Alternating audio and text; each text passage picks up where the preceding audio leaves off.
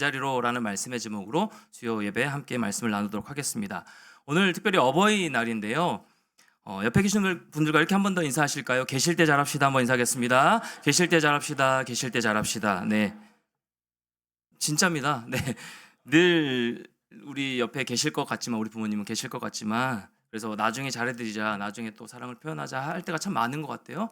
근데 부모님은 안 기다려 주시더라고요. 그렇죠. 저도 경험해봤고, 그래서 진짜 옆에 건강하게 계실 때에 조금 더 챙겨드리고 조금 더 사랑을 표현하고 그렇게 마땅히 공경하는 것이 자녀된 도리로서 또 해야 될 우리의 모습일 것 같습니다. 뭐 부모님들 뭐니 해도 머니를 가장 좋아하시니까 뭐 저도 홀로 계신 어머니께 이제 소고기를 사 드시라고 또 오늘 용돈도 조금 보내드리고 이렇게 감사의 표현을 조금 했는데요. 잘했죠. 네, 그렇게 좀 표현했는데요. 늘 우리 부모님께 감사의 표현을 하면서 나아가는 우리 모두가 됐으면 참 좋겠습니다. 오늘 느헤미야서 말씀을 같이 좀 살펴보려고 하는데요. 이탈리아 로마에서 남동쪽으로 약 120km 정도 가면 이 라치오 주가 있는데 그 라치오 주 안에 있는 카시노시에 몬테 카시노라는 이 수도원이 있습니다. 이 수도원은 529년경에 성 베네딕투스에 의해서 설립된 건축물인데요. 이 서유럽에서 이 수도원의 발상지로 불리는 그런 곳입니다. 뭐 이곳의 특징이 하나 있는데 그것이 무엇이냐면 야만족의 침략과 또 이 자연재해와 뭐 전쟁 등으로 인해서 5번이나 파괴되었다라는 곳입니다. 그런 특징이 하나 있습니다. 성도님들, 이 5번이나 파괴되었다. 그런데 여전히 남아있다라는 것이 의미하는 바가 있죠. 뭐 내포되어 있는 것이 있습니다. 뭡니까? 5번이나 파괴되었지만 4번을 다시 재건하여 그 자리로 복원하였다라는 말이 되는 것이죠. 놀랍죠? 그냥 파괴된 채로 내버려 두어도 괜찮은 건데 뭐 그랬을 법도 한데 다시 재건하지 않을 것 같은데 파괴되어도 또다시 재건하고 파괴되어도 또다시 재건하면서 결국 수도원의 발상지로 세워진 곳입니다. 몬테 카시노. 저는 이 몬테 카시노 이 수도원을 보면서 우리의 인생과 우리의 신앙생활도 이런 모습이야겠다라는 생각을 하게 되었습니다. 결단하고 은혜를 누리겠다라고 다짐을 합니다. 그렇게 변화되어 가다가도 한순간에 무너져 내리는 상황을 마주할 때가 참 많이 있죠. 살아가다 보면요. 또 인생의 때때로 찾아오는 고난의 순간을 그 상황을 마주할 때가 있습니다. 어찌어찌 버텨냈습니다. 그래서 이 한 고비를 넘긴 것처럼 느껴집니다. 그런데 또다시 찾아오는 그 고난의 상황 앞에서 우리의 마음이 무너질 때가 참 많이 있다라는 것이죠. 그런데 성도는요, 이것을 기억해야 되는 겁니다. 성도는 넘어지고요, 좌절하고 낙심하긴 하지만 다시 일어설 힘이 있는 자들이 바로 성도라는 사실을 우리는 꼭 기억하며 살아야 된다라는 것입니다. 시편 37편 24절 말씀 볼까요? 우리 함께 한번 읽겠습니다. 시작. 그는 넘어지나 아주 엎드러지지 아니함은 여호와께서 그의 손으로 붙드심이로다. 이 말씀 그대로요. 우리가 넘어지고 좌절하고 또다시 고난의 상황 가운데 좌절하고 넘어질 때가 참 많이 있지만 우리가 완전히 엎드러지지 아니함은 여호와께서 강한 손으로 우리의 삶을 붙들고 계시기 때문이다라는 사실입니다. 그렇게 다시 일어설 수 있는 것이죠. 오늘 본문 말씀에서 이 느헤미야는 이러한 어려운 상황을 마주했을 때 뭔가 내가 착착착 쌓아 올라왔던 그 일들이 한순간에 무너지는 것처럼 그런 상황을 마주했을 때 어떻게 대처하고 있습니까? 오늘 이 느헤미야의 개혁의 말씀을 살펴보면서요, 우리의 삶 가운데 좀 적용하고 다시 일어서는 은혜를 누리는 그런 복된 시간 되기를 축복합니다. 오늘 본문의 내용을 살펴보기에 앞서서 13장 내용을 살펴보기에 앞서서 이 느헤미야 앞장 1장부터 9장까지의 내용을 좀 간략하게 짚고 넘어가죠. 느헤미야는 3차 포로기한의 인솔자인데요. 당시 느헤미야는 이 바사 제국의 고위 관리로 있었습니다. 그래서 이 왕궁에서 궁궐에서 편안한 삶을 누리고 있었던 자입니다. 그러던 어느 날 이 예루살렘으로부터 성이 허물어지고 불타버렸다라는 소식을 듣게 됩니다. 이 소식을 들은 느헤미야는요, 마음이 무너져 내려요. 그리고 울면서 수일 동안 슬퍼하고 금식하며 기도합니다. 사실 따지고 보면 이 예루살렘의 비참함이 자신의 마음 가운데 그렇게 와닿지 않은 직접적인 영향을 미치지 않은 상황입니다. 왜요? 자신은 편안하게 살고 있거든요. 자신은 괜찮거든요. 굳이 그 예루살렘에 벌어진 일, 성전이 다 불타버렸다, 다 사라져버렸다라는 것이 굳이 신경 안 써도 되는 것인데 이 느헤미야는 이 소식을 들은 다음에 슬퍼하며 울며 마음이 주저앉았다라는 것이죠. 그래서 결국 느헤미야는요, 예루살렘으로 갑니다. 하나님이 주신 비전을 품고 또 이 아닥사스다 왕의 적극적인 협조와 지원을 받으면서 예루살렘으로 돌아갔습니다. 돌아간 느헤미야는 자신과 함께 일어난 자들과 함께 이제 예루살렘의 성벽을 재건하기 시작하죠. 그런데 여러분, 이 일이 수월하게 진행되었습니까? 52일 만에 성벽이 재건되었는데 이게 완벽하게 아무도 방해꾼 없이 수월하게 진행되었습니까? 그렇지 않죠. 산발락과 도비아와 이 게셈이라는 방해 세력들이 조롱과 분노와 방해로 인하여서 성벽을 재건하지 못하도록 여러 가지 방해들이 있었습니다. 그럼에도 불구하고 이 느헤미야는요, 함께 일어선 자들과 함께 이들에 맞서지 않고 이들 그대로 맞대응하지 않고 기도하며 끝끝내 성벽 재건을 완성하였다라는 것입니다. 140여 년 동안 방치되었던 곳이었어요. 그런데 불과 52일 만에 완공한 것입니다. 성벽을 재건한 것입니다.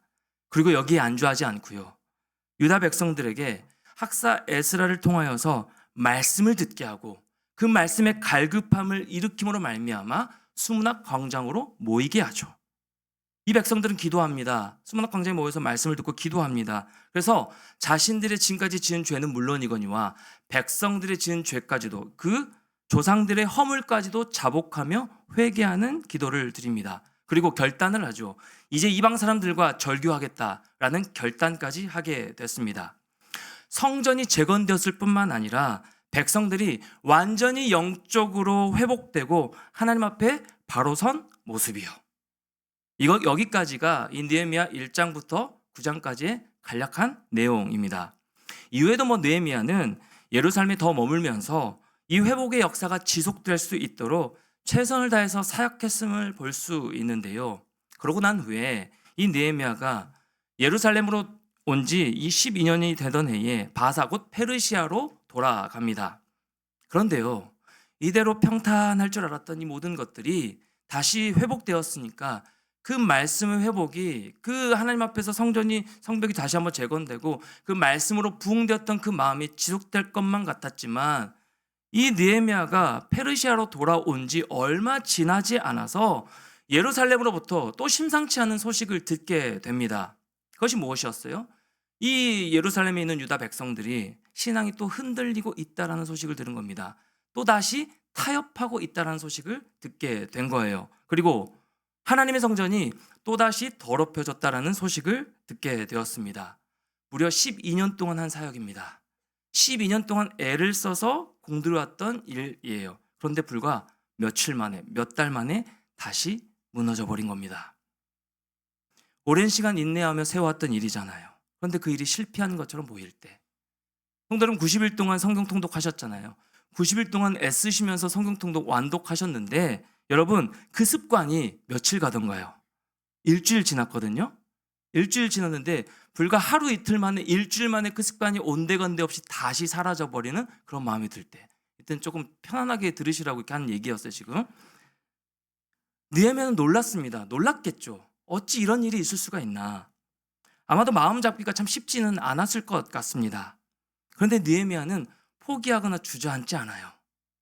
포기하거나 주저앉지 않고 다시 예루살렘으로 돌아와 개혁을 일으키고 있는 모습. 그게 바로 오늘 본문의 말씀이 그런 내용이다라는 겁니다. 성경은요, 느헤미야의 마음이 어땠는지 기록하고 있지 않습니다. 대신에 그가 예루살렘으로 돌아와서 다시 백성들에게 말씀을 듣게 했다라고 기록하고 있습니다. 그래서 느헤미야 23장에는요, 다시라는 단어가 참 많이 나옵니다. 저도 참 좋아하는 단어거든요. 다시 하면 되는 거고, 다시 일어서면 되는 거고, 다시 주님 앞에 나아가면 되는 것이고, 다시 회개하고 일어서면 되는 것이고, 이 다시라는 단어가 굉장히 많이 나옵니다. 다시 예루살렘으로 돌아온 느헤미야, 다시 레위 사람들을 제자리에 세우고 성전의 방을 다시 회복시켜 놓은 그런 느헤미야의 모습이요. 무너진 상황입니다. 포기할 만한 상황이에요. 그럼에도 불구하고 느헤미야처럼 다시 회복을 일으키는 신앙인, 주님이 포기하지 않으시기에, 주님이 다시금 일어설 힘을 주시기에 끝까지 하나님의 뜻을 따라 사명 감당하는 모습이요. 저는 오늘 본문 말씀을 설교를 준비하면서 이러한 모습이 저에게도 우리 성도님들에게도 있었으면 좋겠다라는 소망이 생기더라고요. 그렇기 위해서는 오늘 본문 말씀을 통하여서 우리가 붙들어야 될 신앙의 자세가 있겠습니다. 우리가 붙들어야 될 삶의 태도가 있어야 될 것 같습니다. 적용할 것이 있는데요. 두 가지로 자세를 한번 살펴보도록 하겠습니다. 오늘 본문 말씀을 통하여서 우리가 붙들어야 될 신앙의 태도, 적용해야 될 삶의 자세. 첫 번째가 무엇이냐면 끝까지 말씀을 붙들고 말씀을 제자리로 두는 것입니다. 끝까지 말씀을 붙들고 말씀을 제자리로 두는 것입니다. 느헤미야가 페르시아로 돌아간 후에 이 예루살렘 성전에서 방을 관리하던 이 엘리야십이라는 제사장이 있었는데요. 그는 이 도비야에게 성전 안에 있던 큰 방을 내어줘 버립니다. 빈 방이 아니었습니다. 그냥 여러 방 중에 하나의 방을 내어준 것이 아니라 당시 엘리야십이 내어준 이 방은요, 원래 거제물을 두는 방이었습니다. 그럼 거제물이 무엇이냐면 예배를 위해서 이 예배를 인도하는 제사장들에게 주는 이 곡물과 기름을 보관해 두는 방이었습니다. 그러니까 이 예배와 직접적인 연관이 있던 방이었습니다. 엘리야십이 이 제사장이 이 예배와 연관되어 있던 이 거제물을 보관하는 방을 비워 도비야에게 내어준 겁니다. 여러분, 도비야가 어떤 사람이냐 하면 그는 산발락과 게셈의 무리와 모의해서요, 이 느헤미야와 그와 함께한 사람들을 비웃고요, 성벽을 재건할 때 비웃고요, 방해했던 자들입니다. 동원해서 위협하는 데 앞장섰던 자가 바로 이 도비야입니다. 하나님이 이루어지지 못하게 공격했던 자가 바로 이 도비야예요. 이 도비야는 느헤미야가 예루살렘을 떠나기만을 손꼽아 기다렸습니다. 무려 12년 동안 이날만을 참고 기다렸던 거예요. 여러분, 우리가 이 대목에서 한 가지 짚고 넘어가야 될 부분이 있는데 그것이 무엇이냐면 사탄이 우리를 공격합니다. 사탄이 우리의 모든 삶 가운데 공격하고 하나님의 말씀대로 살지 못하게 자꾸만 방해합니다. 우리를 죽이고요, 도둑질하고 마침내 멸망시키기 위해서 극렬하게 우리에게 공격하는데요. 도비야와 같이 오랜 시간 참고 인내하며 끈질기게 기다리기도 한다라는 사실입니다. 순간에 넘어뜨리려고 하는 공격도 있지만 끝까지도 같이 기다리면서 끈질기게 우리의 삶을 에워싸고 있다라는 모습. 사탄은요, 죄의 자녀들 그냥 포기하지 않습니다. 내버려 두지 않아요. 은혜 받은 대로 살도록 내버려 두지 않습니다. 그렇다면 그 공격 앞에 우리가 포기해야 되는 것일까요?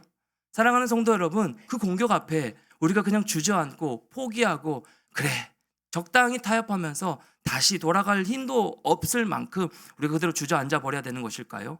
아니죠. 우리도 그 사탄의 시험 앞에, 공격 앞에 맞서 싸워야 되는 것이죠. 공격해야 되는 겁니다. 영적인 싸움을 우리도 걸어야 되는 겁니다. 그런데 무엇으로 영적인 싸움을 할 수 있는 것일까요? 어떻게 우리가 그 싸움에서 승리할 수 있는 것일까요? 그게 말씀이라는 겁니다. 말씀으로 싸워야 하는 거예요. 말씀으로 승부를 보는 겁니다. 예루살렘으로 다시 돌아온 이 느헤미야가 가장 먼저 한 일이 무엇이냐면요, 백성에게 다시 하나님의 말씀을 듣게 하는 것이었어요. 그게 힘이었기 때문에, 그게 동력이었기 때문에. 하나님의 말씀을 들었을 때 이들에게 어떤 일이 일어납니까? 3절 말씀 읽어볼까요? 13장 3절입니다. 같이 한번 읽겠습니다. 시작. 백성이 이 율법을 듣고 곧 섞인 무리를 이스라엘 가운데에서 모두 분리하였느니라. 네, 3절에 보면 모두 분리하였느니라 라고 기록하고 있죠. 분리했다라고 말씀하고 있습니다. 이스라엘 백성으로부터 섞인 무리들을 분리했다라는 것인데요. 사랑하는 성도 여러분, 하나님의 말씀은요, 우리를 분리시킵니다. 무엇으로 분리시키냐면 하나님의 말씀을 들을 때요, 우리가 말씀 앞에 설 때요, 참된 것과 거짓된 것으로 분리시켜주는 역할을 합니다. 성령이 그런 역할을 하시는 것이죠. 그리고 옳은 것과 잘못된 것을 구분하게 만듭니다. 분리시킵니다. 그리고 하나님의 일인지, 이게 하나님의 뜻인지 아니면 사탄의 장난질인지 사탄의 계략인지 그것을 알게 하고 분리시키는 역할을 하는 겁니다. 하나님의 말씀은요, 분리만 시키는 것이 아닙니다. 하나님의 말씀을 들으면 믿음이 생겨납니다. 그러니까 말씀은 듣고 볼 일이에요. 말씀을 읽고 볼 일입니다. 하나님의 말씀은요, 말씀을 들으면 믿음이 생겨납니다. 그 믿음이 사탄의 불화살을 막아내는 거예요. 여러분, 무슨 힘으로 우리가 이겨낼 수 있겠어요? 무슨 힘으로 이단의 공격을 우리가 막아설 수 있겠냐라는 겁니다. 무슨 힘으로 우리가 사탄의 공격을 이겨낼 수 있겠냐라는 거예요.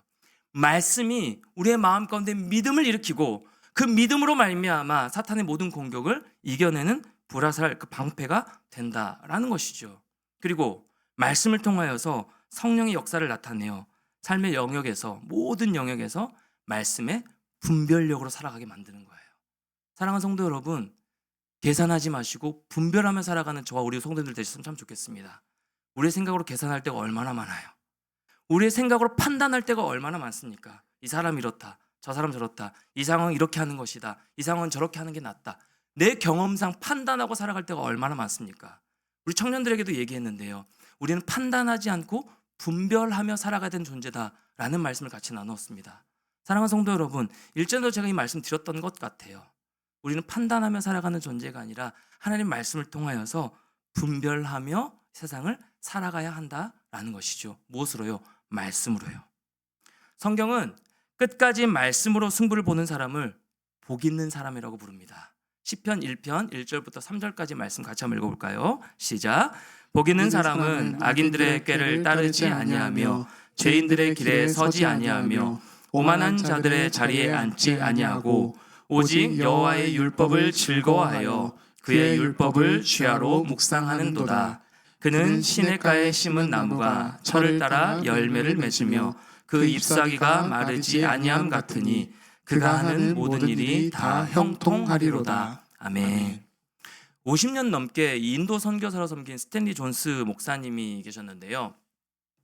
어느 날 성경의 중요성을 말씀을 같이 나누고 있는데 가르치고 계시는데 한 인도 청년이 이런 질문을 던졌다라고 합니다. 선생님, 이렇게 성경을 붙들고 산다고 뭐가 나오나요? 뭐 돈이 생기나요? 내가 부유해지나요? 뭐 직장이 생기나요? 저에게 어떤 이익이 있습니까? 라는 질문을 던졌대요. 그러자 이 스탠리 존스 목사님이 곰곰이 생각하시다가 이런 답을 하셨다라고 합니다. 한 가지 분명한 약속을 할 수 있네. 만일 자네가 이 말씀을 붙들고 산다면 그때부터 이 말씀이 자네를 붙들어 인도할 것이라네 라는 대답을 하셨다라고 해요. 사랑하는 성도 여러분, 내 힘과 생각으로 내가 계획한 대로 열심히 살다가 지치면 그때 하나님의 말씀으로 다시금 돌아와서 하나님 전으로 돌아와서 위로를 받는 건 물론 너무 좋습니다. 우리 뭐 대다수의 그런 패턴 아닙니까? 삶의 패턴이? 그것도 너무 좋지만요. 그것도 은혜지만요. 우리 먼저 말씀으로 살아보면 어떨까요? 먼저 말씀으로 나의 모든 것들을 주 앞에 아뢰면 어떨까요? 그 말씀이 나를 인도하도록 내어드리면 좀 어떨까요? 그럼 삶이 좀 바뀔 것 같아요. 여러 가지로 분주한 우리 일상입니다. 여러 가지로 분주한 우리 일상에 말씀을 제쳐놓고 말씀 읽는 것, 말씀에 순종하는 것, 말씀 따라 반응하며 살아가는 것을 제쳐두고 다른 것을 먼저 하려고 하는 마음이 들수록 그럴수록 더더욱 말씀 앞에 먼저 서는 저와 우리 성도님들 되셨으면 참 좋겠습니다. 말씀 읽는 환경으로 몰아넣는 거예요. 그렇게 만들어버리는 겁니다. 왜요? 말씀이 정답이기 때문에. 말씀이 우리 삶의 정답이기 때문에. 말씀의 길이 가장 빠른 길이기 때문에. 그리고 그 말씀을 통하여서 말씀이신 주님께서 우리의 인생에 말씀으로 역사하시기 때문에 이 역사 안에 살아가는 사람에게 복이 있는 것이고요. 말씀 가운데 살아가는 사람이 형통한 사람입니다. 자, 성경 통독 90일 동안 하셨습니다. 성경 통독 이후에 일주일이 지나셨습니다. 푹 쉬셨습니다. 많이 쉬셨어요. 이 정도 쉬셨으면 이제 다시 시작할 때가 됐습니다. 일주일 푹 쉬셨죠? 괜찮으시죠? 다시 시작했으면 좋겠습니다. 끝까지 우리는 말씀을 붙들고 말씀의 제자리로 다시금 말씀을 읽는, 말씀에 순종하며 말씀에 반응하며 그 제자리로 돌아가 말씀을 붙들고 살아내시는 우리 모든 성도들 되시기를 주님의 이름으로 간절히 축원합니다. 그게 첫 번째고요. 그런가 하면 오늘 본문 말씀을 통하여서 우리가 붙들어야 될 신앙의 태도, 적용해야 될 삶의 자세 두 번째가 무엇이냐면 삶의 질서를 바로 세우는 겁니다. 삶의 질서 바로 세우기. 13장 10절 말씀으로 같이 한번 읽어볼까요? 읽겠습니다. 시작. 내가 또 알아본즉 레위 사람들이 받을 몫을 주지 아니하였으므로 그 직무를 행하는 레위 사람들과 노래하는 자들이 각각 자기 밭으로 도망하였기로. 이 말씀은요, 예루살렘으로 다시 돌아온 느헤미야가 본 모습입니다. 와서 보니까 성전을 맡은 자들이, 예배를 준비하는 자들이 레위인들에게 봉급을 제대로 주지 않았어요. 그런 모습을 본 겁니다. 레위인들이 성전에 남아있지가 않고 다 떠나버린 겁니다. 이대로는 못 있겠다. 그래서 자격이 없는 자들이 이 제사 일에 관여하니까 이 성전 제사의 질이 아주 낮아져 버렸습니다. 성전을 떠난 레위인들, 이 백성들은 11조도 하지 않고요, 내지 않고요, 안식일을 거룩하게 지키지도 않았습니다. 15절부터 17절 말씀에 보면 유다 백성들이 안식일에 일을 하며 또 물건을 팔고 안식일을 제대로 지키지 않았음을 우리가 볼 수가 있는데요. 이 모습을 본 느헤미야는 책임자들을 만나서 책망하고요, 레위인들에게 줄 것을 제대로 다시 주게 했습니다. 11절 말씀 제가 읽겠습니다. 내가 모든 민장들을 꾸짖어 이르기를 하나님의 전이 어찌하여 버림받았느냐 하고 곧 레위 사람들을 불러 모아 다시 제자리에 세웠더니, 레위 사람들과 이스라엘 백성들에게 다시 말씀을 듣고 예배 우선순위의 삶을 살게 하면서 헌금을 바치게 했고요, 가장 충실한 사람을 뽑아서 레위인들에게 줄 것을 관리하게 다시금 시켰다라는 겁니다. 어떻게 해요? 다시 제자리로, 다시 원래 제자리로 질서를 바로 세운 것입니다. 이 느헤미야를 통해서 다시 한번 질서가 세워지자 이스라엘 백성들이 다시 말씀을 듣고 예배하기 시작한 겁니다. 다시 주님 앞에 나아가기 시작한 겁니다. 그리고 그랬을 때, 그 마음이 회복됐을 때 그들의 삶에 11조 정신이 다시 살아나기 시작한 거예요. 13장 12절 말씀 우리 같이 한번 읽을까요? 시작. 이에 온 유다가 곡식과 새 포도주와 기름의 11조를 가져다가 곡간에 드림으로. 여러분, 이 11조의 회복은요, 11조를 다시 드렸다라는 이 의미는요, 단순히 물질의 문제가 아닙니다. 하나님의 주권의 회복인 겁니다. 하나님의 주권의 회복이 무엇입니까? 곧 예배의 회복이죠. 하나님이 주인이시다. 이 모든 물질의 주인이 하나님이시다. 예배의 주인은 하나님이시다. 성도님들, 이 예루살렘에 거하는 이 백성들에게 가장 중요한 것이 무엇이었을까요? 이들에게 가장 중요한 것이 무엇이었을까요? 사랑하는 성도 여러분, 오늘을 살아가고 있는 저와 여러분, 우리 인생에 무엇이 가장 중요합니까? 여러분 삶에 무엇이 가장 지금 중요하십니까? 저는 이제 청년들을 담당하고 있으니까요, 이 청년들을 만나서 얘기를 많이 나누게 됩니다. 신방도 하고 만나서 얘기를 나누다 보면 학교 생활이나 직장 생활, 그리고 또 인간관계 가운데 참 열심히 애를 쓰며 살아가는 모습을 많이 봅니다. 뭐 청년들뿐만이겠습니까? 우리 성도님들도 마찬가지시죠. 그렇게 하루하루 열심히 살아가는 모습을 봅니다. 영적으로도 바로 서 있으려고, 저희 뭐 사명선언이 그거거든요. 세상을 살지만 세상에 속하지 않은 진짜 그리스도 살아가는 주의 청년들로 살아가자. 이게 우리 사명이기 때문에 늘 그 말씀대로 살아가려고 분투하는 모습에 참 기도가 절로 나오고요, 응원을 하게 됩니다. 그런데 한편으로는 어떤 모습이 또 있냐면, 때때로 너무 많은 생각에 사로잡히는 청년들도 많이 보게 됩니다. 그리고 복잡한 상황에 놓여서 어디로 가야 되는지 갈팡질팡하는 청년들도 많이 마주하게 됩니다. 이러지도 저러지도 못하는 모습. 성도님들 어떠십니까? 사랑하는 성도 여러분, 성도님들 여러분의 삶은 어떠십니까? 요즘 여러분의 삶에 질서가 바로 잡혀 있으신가요? 여러분 삶 평탄하고 질서가 잘 잡힌 모습으로 하나님 앞에 그렇게 바로 서 있는 모습이십니까? 우린 살아가면서 늘 시간에 쫓길 때가 많습니다. 분주하게 살아갑니다. 이런 말 많이 하시잖아요. 오, 벌써 5월이야. 2024년 엊그제 시작한 것 같은데 벌써 5월이야. 그리고 그 나이의 앞자리가 바뀌면 더 빨리 간다는 게 죄송하지만 저 예람되지만 저도 많이 느껴져요. 근데 앞자리가 바뀌고 나서는 진짜 빨리 가요. 1년이 후딱 지나가고요. 또 한 달 한 달이 정말 일주일이 그 순간에 지나갑니다. 이런 말씀 많이 하시잖아요. 왜 이렇게 시간이 빨리 가면 한 것도 없는데. 이런 말씀 많이 하시는 것들 많이 듣게 됩니다. 시간에 쫓기고요, 마음이 조급해지면 우리 눈에 보이는, 가장 보이는 내가 소중한 것부터 하려고 하는 모습이 참 많이 있죠. 분주할 때는 급한 것부터 해야지. 그래서 꼬인 관계부터 다시 회복하려고 애를 쓰고요. 또 중요한 거, 내 앞가림을 좀 해놓고 나서, 신앙생활 물론 중요하지만 내 앞가림을 좀 해놓고 나서, 우리 자녀를 좀 잘 키우고 나서, 그리고 내가 힘이 들면 나 좀 쉬고 나서, 내 평안이 좀 회복되고 나서 그때 말씀 다시 읽고 기도하면 되지. 예배 잘 드리고 있으니까, 신앙생활 그래도 버티고 잘 하고 있으니까 예배 얼른 드리고 나서 나의 시간을 좀 갖는 게 중요하지 라고 생각할 때가 참 많이 있는 모습입니다. 분주할수록 하나님과의 관계가 좀 뒷전으로 되어져 버리는 그런 모습을 많이 보게 됩니다. 제가 그래요, 제가. 어떤 사역에 투드리스를 정해놓고 하루하루 이렇게 하다 보면요, 그 일에 치이다 보면 하나님과 관계, 정작 그 설교하기 위해서 말씀 읽는 거 말고, 설교하기 위한 기도 말고, 설교하기 위한 말씀 묵상 말고, 하나님과 나의 친밀한 하루의 그 시간이 얼마나 되지? 내가 얼마나 확보하고 있지? 그것을 놓칠 때가 너무너무 많이 있습니다. 꼭 너만 그래 그렇게 표정들을 보고 계시는데 여러분들 안 그러십니까? 분주할 때 이거 놓칠 때가 너무 많잖아요. 하나님과 관계가 뒷전일 때가 참 많이 있습니다. 사랑하는 성도 여러분, 삶의 질서는요, 다른 것이 아니더라고요. 우리의 삶을요, 예배 우선순위로 먼저 세팅해 놓고, 하나님과 관계를 가장 우선순위로 먼저 세팅해 놓고요, 그것을 제자리에 두고 내 계획대로 상황이 펼쳐지기를 바라는 것이 아니라 내 생각대로 인생의 그림이 그려져 나가는 것, 그렇게 살아가는 것이 질서 잡힌 모습이 아니더라고요.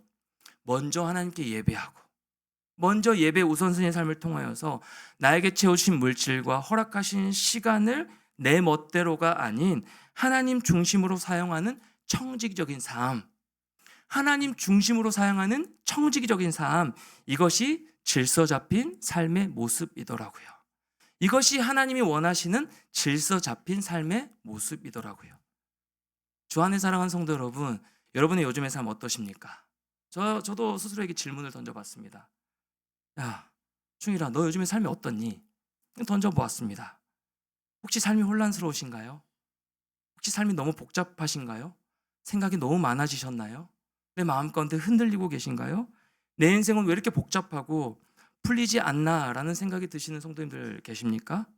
여러분의 삶을 제자리로 다시 돌려놓으십시오. 여러분의 삶을 예배 우선순위의 삶으로 하나님과 관계 회복의 모습으로 그 자리로 다시 돌려놓으십시오.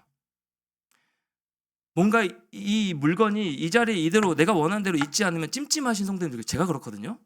이게 보면 청소가 안 돼 있거나 뭔가 이 집에, 그래서 저는 늘 닦고 있으면 청소 또 저런다, 이 사무실 안에서 그런 얘기가 참 많아요.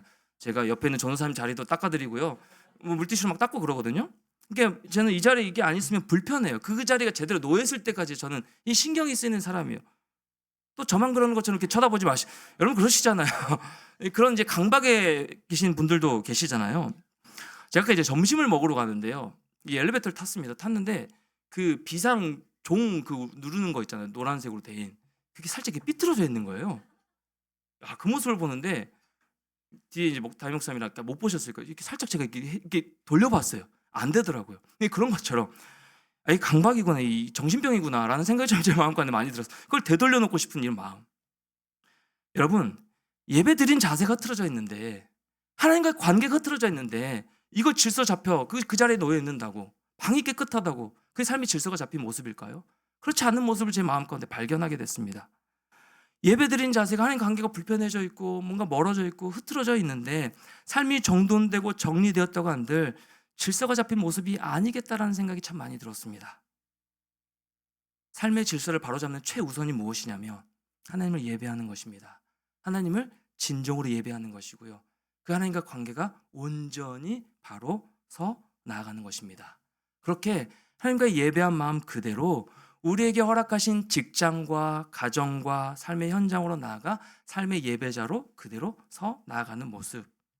분주할 때 더 먼저 예배부터, 분주할 때 더 먼저 하나님과의 관계부터 말씀의 자리로.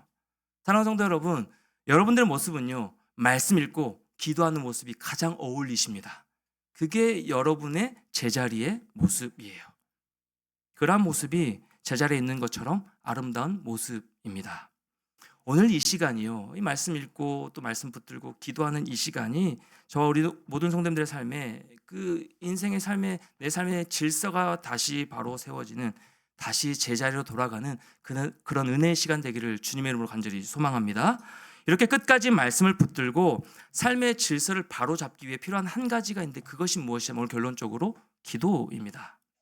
그 질서를 바로 잡기 위해 필요한 것이 바로 기도예요. 우리의 의지로 되는 것이 아닙니다. 안 돌려지더라고요. 그 비상벨이 안 돌려져요. 딱딱하게 돼가지고 안 돌려져요. 우리의 의지로 안 되는 거더라고요. 느헤미야 1장부터 13장까지의 말씀 가운데 느헤미야가 일관되게 붙들고 있는 한 가지가 무엇이냐면 그거는 기도의 무릎을 꿇는 겁니다. 하나님 앞에 기도하는 것입니다. 느헤미야가 일평생 포기하지 않고 끝까지 한 일이 무엇이냐면 기도한 겁니다. 어떻게요? 끝까지요. 끝까지 하나님 앞에 기도의 무릎을 꿇은 그런 사람이더라고요. 여러분, 느헤미야라고 낙심한 마음이 안 들었겠습니까? 느헤미야라고 힘들지 않았겠어요? 느헤미야도 낙심했을 겁니다. 다 때려치고 그만두고 싶은 마음이 들었을 겁니다. 아니, 성벽을 다시 재건해놓고 12년 동안 그 사역을 하고 돌아갔는데 불과 며칠 지나지 않아, 몇 개월 지나지 않아 또다시 무너진 그 모습을 보면서 한탄스러웠을 겁니다. 그냥 포기하고 싶었을 거예요. 편안한 삶이 보장된 이 페르시아 궁에서 수상국으로 돌아가고 싶은 마음이 있었을지도 모릅니다. 그냥 거기서 평생 살고 싶을 마음이 있었을지 모르겠어요. 제가 느헤미야였다면 그랬을 것 같아요. 다시 안 돌아갔을 것 같아요. 그런데 느헤미야는요, 끝까지 기도의 무릎을 포기하지 않았습니다. 그리고 그는 이렇게 주님 앞에 기도합니다. 하나님, 이 민족을 긍휼히 여겨 주시옵소서. 하나님, 이 민족을 축복해 주시옵소서. 그리고 22절 하반절 말씀 한번 볼까요? 13절 22절 하반절 말씀 같이요. 시작. 내 하나님이여, 나를 위하여 이 일도 기억하시옵고 주의 크신 은혜대로 나를 아끼시옵소서. 포기하고 싶은 상황에서도 끝까지 기도를 구했던 느헤미야의 모습. 끝까지 기도를 포기하지 않은 느헤미야. 다시 말씀을 붙들고 모든 것을 다시 제자리로 돌려놓은 느헤미야. 주 안에 사랑하는 성도 여러분, 저는 저와 우리 모든 성도님들이 이 느헤미야 같은 그리스도인들이 되었으면 참 좋겠습니다. 어떤 상황 속에서도 예배 우선순위의 삶으로 하나님의 관계를 최우선적으로, 그게 제자리의 모습이라는 것을 느끼고 인식하면서 언제든지 주를 위해 다시 넘어져도 다시 또다시 벌떡벌떡 일어나 말씀을 중심에 붙들고 하나님이 주신 사명을 끝까지 감당하는 사람으로요. 우리가 이런 그리스도인이 되기를 소망합니다. 느헤미야처럼, 우리 예수님처럼 끝까지 말씀을 붙들고 기도하는 우리 모두가 됐으면 참 좋겠습니다.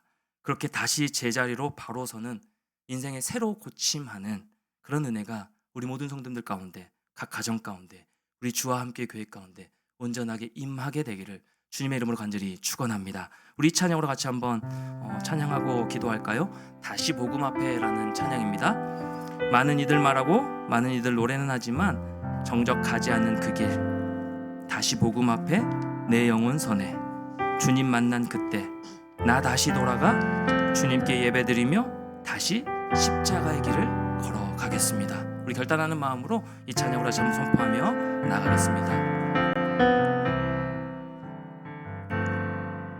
많은 이들 말하고 많은 이들 노래는 하지만 정작 가지 않는 길, 가진 않는 길, 두려운 생각보다 많이 힘들고 험한 길보단 그저 말로만 가려기에 점점 멀어져만 가네. 내게 생명 주었던 그 길 점점 이용하려 하네. 점점 이용하려 하네. 내게 사랑 주었던 그 길 다시 복음 앞에, 다시 복음 앞에 내 영혼 선해 주님 만난 그때 나 다시 돌아가 주님께 예배 드리며 다시 십자가의 길 걸으리. 다시 한번 고백할까요? 많은 이들 말하고 많은 이들 노래는 하지만 정작 가진 않는 길, 가진 않는 길, 두려운 생각보다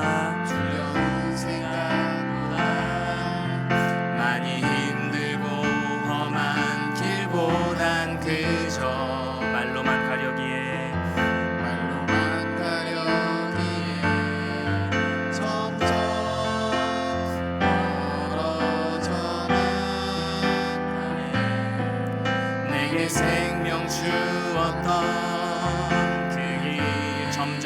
이용하려 하네. 점점 이용하려 하네. 내게 사랑 주었던 그 길 다시 복음 앞에 다시 복음 앞에 내 영혼 선에 주님 만난 그때 주님 만난 그때 나 다시 돌아가 나 다시 돌아가 주님께 예배 드리며 다시 십자가의 길 다시 한번 고백합니다. 다시 복음 앞에 다시 복음 앞에 내 영혼 선에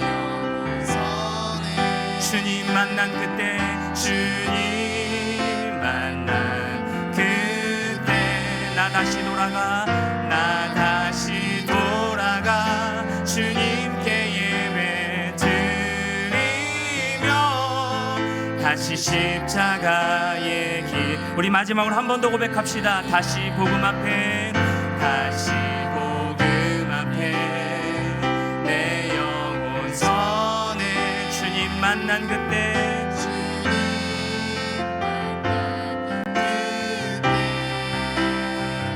나 다시 돌아가 주님께 예배 드리며 다시 십자가의 길 걸음 이 시간 같이 한번 은혜를 구하면서 이렇게 기도했으면 좋겠습니다. 삶의 질서가 흐트러져 있는 내 모습이 있다면 내 모습을 좀 직시하면서 분주하게 매일 최선을 다해 살아가지만 어딘가 모르게 안정이 안 되고 힘들기만 한다면 이렇게 기도했으면 좋겠습니다. 주님, 말씀의 제자리로 돌아가길 소망합니다. 예배 우선의 삶으로 하나님과 관계를 먼저 생각하는 그 삶을 다시금 세팅함으로 그래서 말씀이 내 삶을 인도해 가도록 말씀으로 순종하며 말씀을 의지하며 나아가는 나의 모습이도록 그리고 넘어져도 좌절해도 힘든 상황에서 다시 일어설 수 있는 그 힘, 영적 회복 탄력성을 내 마음 가운데 허락하여 달라고 우리 말씀 붙들고 말씀 생각하면서 같이 한번 결단하며 기도하며 나가도록 하겠습니다. 기도하겠습니다.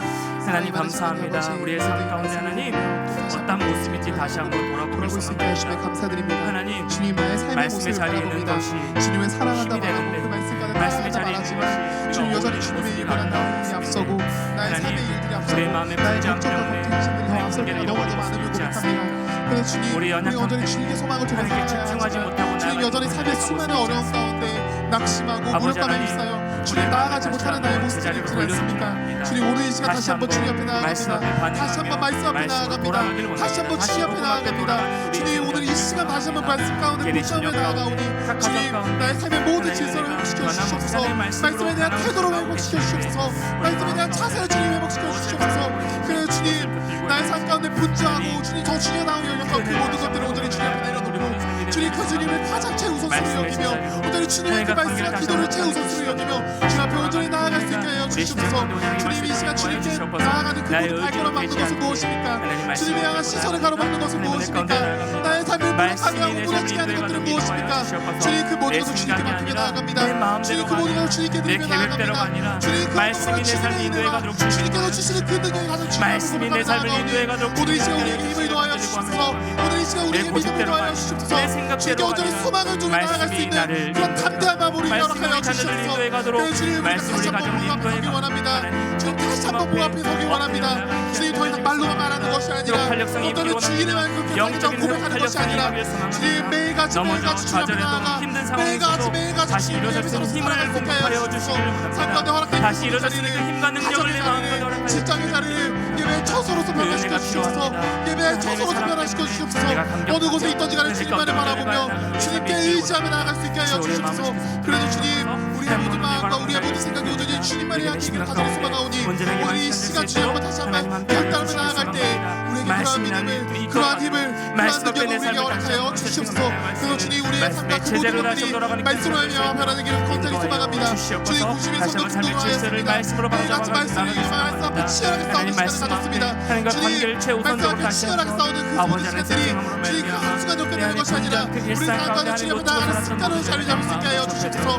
매일같이 말씀 앞에 나아갈 수 있게 하여 주시옵소서. 매일같이 말씀 앞에 치열하게 싸우며 나아갈 수 있게 하여 주시옵소서. 매일 앞에 말씀을 들여다보며 주님께 순종하는 훈련이 될 수 있게 하여 주시옵소서. 그 모든 순종한 훈련들이 차곡차곡 쌓여나가 주님, 우리가 주님 지금은 수없이 넘어지고 쓰러질지라도 주님 날이 가면 갈수록 우리의 믿음이 더 보이세요. 날이 가면 갈수록 주님의 모습을 더 닮아가고 날이 가면 갈수록 주님의 마음이 커져가며 주님 날이 가면 갈수록 주님 더욱더 주님께 마음을 드리며 나아가는 우리 한 사람 한 사람 될 수 있게 하여 주시옵소서. 주님, 그래서 우리의 모든 삶들이 오늘 주님과 함께 동행하며 걸어가는 삶이 되기를 간절히 소망합니다. 우리의 모든 생각들이 오늘 주님 안에 함께 원합니다. 주님처럼 생각하고 행동할 수 있게 하여 주시옵소서. 삶의 수많은 주님이라고 선순위 여기는 것들이 있다면 그 모든 것을 제하여 주시옵고 그 모든 것을 내려놓을 수 있게 하여 주시고 주님 그 주님을 가장 귀한 것으로 주님을 가장 귀한 가치로 여기며 나아갈 수 있도록 주님 오늘 이 시간 나의 삶의 모든 실수를 나의 모든 삶의 우선순위를 회복시켜주시고 다시 세워주시기를 원합니다. 주님 내 예배가 삶의 수 내 예배가 그 성전의 모든 무너지는 모습도 보여주시고 주님 예배가 수없이 무너지는 통하여주고 주님 거기에서 낙심하지 아니하고 끊임없이 다시 되돌아가 그 예배를 회복시키기 위해 노력했던 것처럼 주님 우리도 끊임없이 예배가 그 열망이 그 열정이 주님 무너지지 아니하고 끊임없이 그런 마음 우리에게 회복시켜 주셔서 다시 주님 앞에 나아가 주님 예배자의 모든 것들을 회복하며 예배자의 모습으로 나아갈 수 있도록 주님 그렇게 만들어 주시고 하나님 인도하여 주시옵소서. 하나님 우리의 삶을 돌아봅니다. 말씀을 비춰 우리의 삶을 돌아봅니다. 어디에 있습니까? 제자리로 돌아가길 소망합니다. 하나님 처음 만났던 그 감격을 회복하여 그냥 예배드리는 것만으로 내 마음 가운데 충만하게 회복되었던 그 시간으로 다시금 주님 만남으로 말미암아 변함없이 말씀하여 주시는 그 하나님의 음성을 들음으로 말미암아 말씀의 제자리로 그리하여 우리의 삶의 질서가 하나님과 관계가 다시 한번 세팅됨으로 예배가 다시 한번 회복됨으로 그 감격과 은혜가 온전하게 누려짐으로 하나님 기뻐하시는 모습으로 온전하게 살아내는 저와 우리 모든 성도님들의 삶이 될 수 있도록 인도하여 주시옵소서. 삶에 지칠 때가 참 많이 있습니다. 무너질 때가 많이 있습니다. 한 곱이 넘기면 또 한 곱이가 찾아오고 또 무너지는 상황이 찾아오고 인생이 참 쉽지가 않습니다. 힘에 부칩니다. 눈물겨운 인생입니다. 그런데 아주 엎드러지고 넘어지지 아니함은 여호와께서 강한 손으로 우리를 붙들고 계시기 때문임을 고백합니다. 이것이 은혜임을 고백하며 나아갑니다. 다시 일어설 영적 회복 탄력성을 우리 개인의 심령 가운데 각 가정 가운데 온전하게 임하게 주님 인도하여 주셔서 그 은혜로 말미암아 넘어져도 다시 일어서고 넘어져도 다시 말씀 퍼 나아가고 넘어져도 다시 한번 예배 가운데 온전히 거여 나가는 우리 모든 삶이 될 수 있도록 주님 인도하여 주시옵소서. 말씀이 나를 이끌어갈 수 있도록 말씀의 제자리에 우리 모든 삶을 내어놓기를 소망합니다. 그 말씀으로 말미암아 가장 복된 삶을 누리는 우리 모든 성도들 될 수 있도록 인도하여 주시옵소서. 그렇게 함께 하시는 하나님을 기대합니다. 예수 그리스도 이름으로 간절히 기도드리옵나이다. 아멘. 우리 주일에 불렀던 찬양인데요, 조금 어려우실 수도 있지만 우리 찬양 부르면서 우리 가정을 위해서 같이 한번 기도하며 나가는 시간 됐으면 좋겠습니다. 주의 가정 우리 같이 한번 찬양할까요?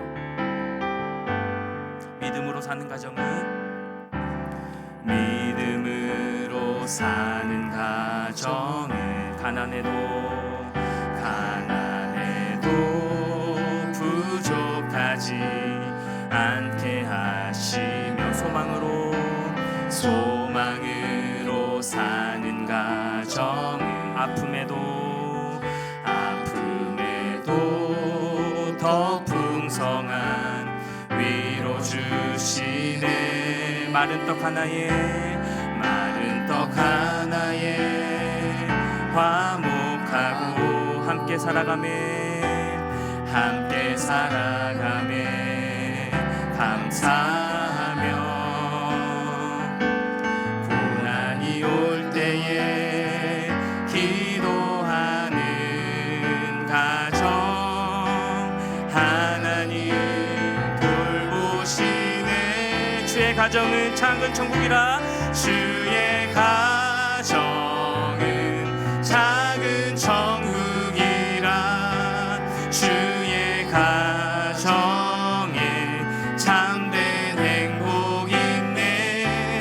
이 땅에 살아가는 모든 순간 주가 지키시고 항상 인도하시. 우리 한 키 높여서 부를 수 있을까요? 한 키 높여서 A키로 부를게요. 믿음으로 사는 가정은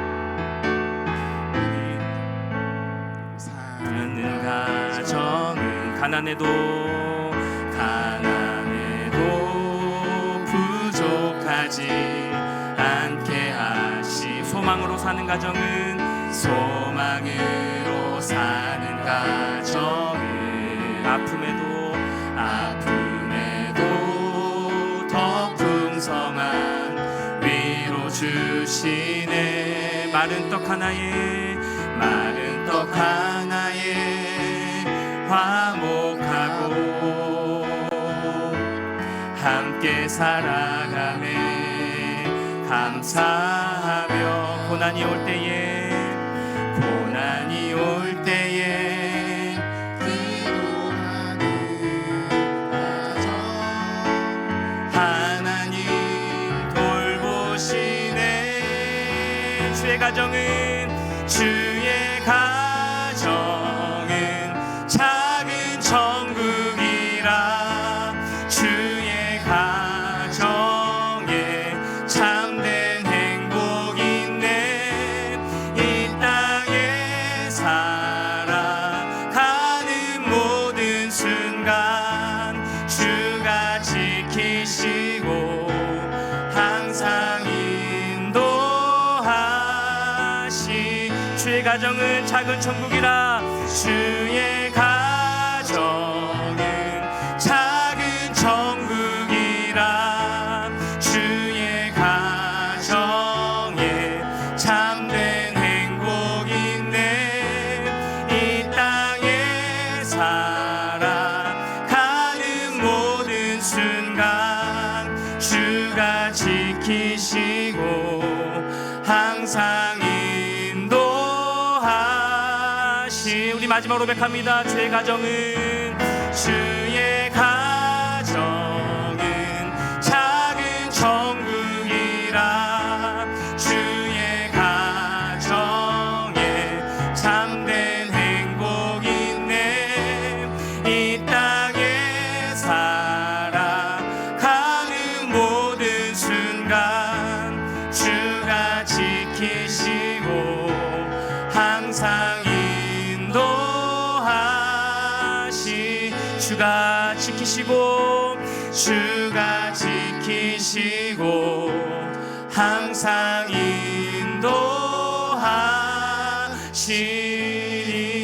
인도하시리. 우리가 가정들을 놓고 같이 한번 기도했으면 좋겠는데요. 우리 방금 찬양의 고백 자체가 기도 아닙니까? 주의 가정은 작은 천국이라. 소망으로 사는 가정은 아픔에도 더 풍성한 위로를 주시고 가난에도 부족하지 않게 하시며 마른 떡 하나에 화목할 수 있고 함께 살아가는 그 자체에 감사하며 나아가는 가정입니다. 우리 가정을 위해 같이 한번 기도할 때 하나님 주의 가정입니다. 또 주의 가정으로 세워가기를 간절히 기도하는 성도들 가정 가운데는 하나님 하루속히 주의 가정으로 함께 주님을 찬양하며 예배하는 가정으로 세워줄 수 있도록 기도합시다.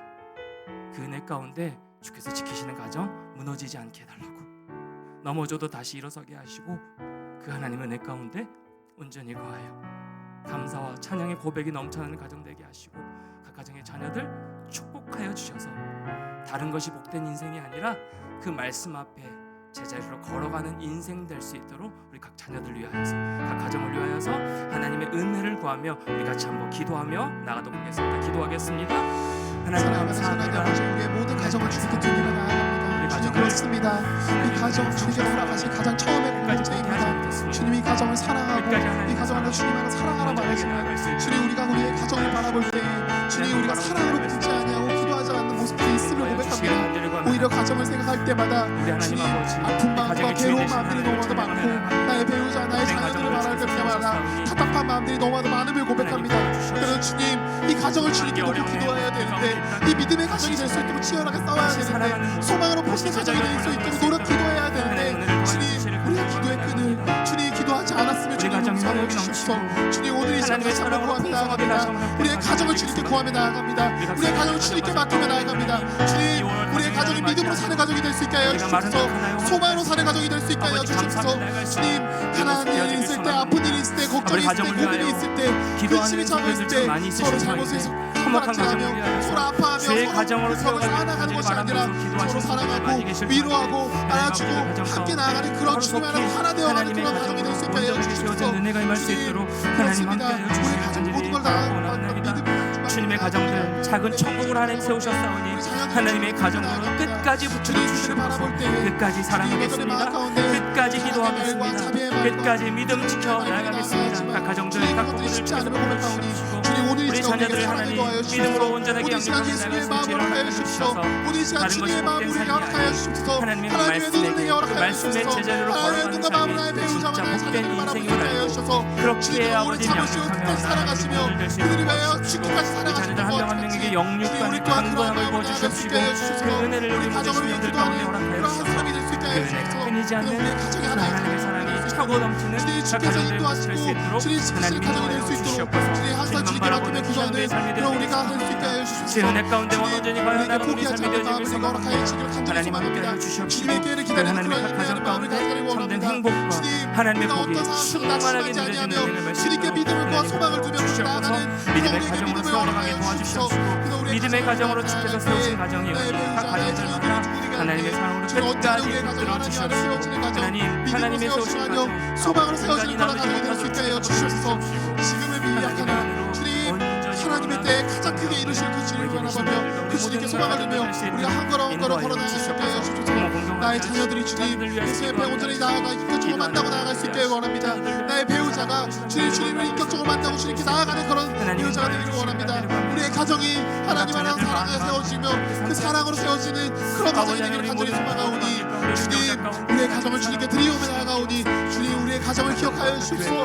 우리의 가정을 붙잡아 주시옵소서. 우리의 가정을 온전히 세워주시옵소서. 우리의 가정을 지켜주시옵소서. 우리의 가정을 인도하여 주시옵소서. 그리고 주님 우리의 모든 가정들이 온전하게 채워지는 제대로 돌아가는 각 가정들 될 수 있도록 인도하여 주시옵소서.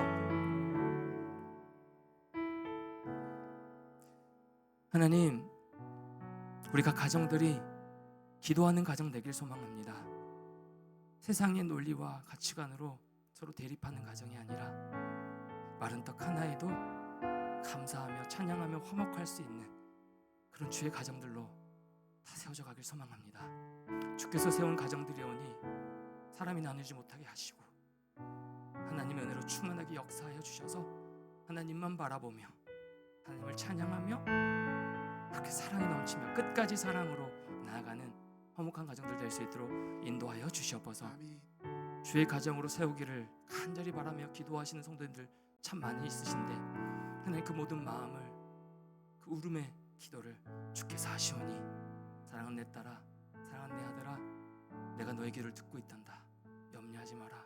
나의 때에 가장 아름답게 인도할 것이다 라고 말씀하시는 그 하나님의 위로를 듣는 시간 될 수 있도록 인도하여 주셔서 그 하나님의 일하심을 기대하며 오늘도 묵묵히 기도의 제자리로 말씀의 자리로 엎드려 나아가는 성도들 될 수 있도록 인도하여 주시옵소서. 각 가정에 보내신 하나님의 기업 자녀들이 있습니다. 무엇을 이 자녀들 양육할까요? 물질이 아닙니다.